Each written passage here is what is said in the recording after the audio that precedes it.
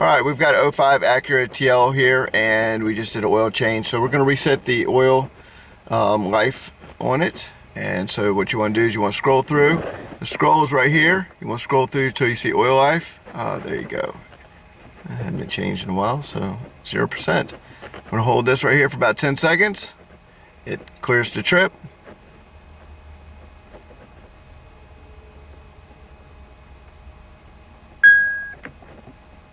Hit that one more time.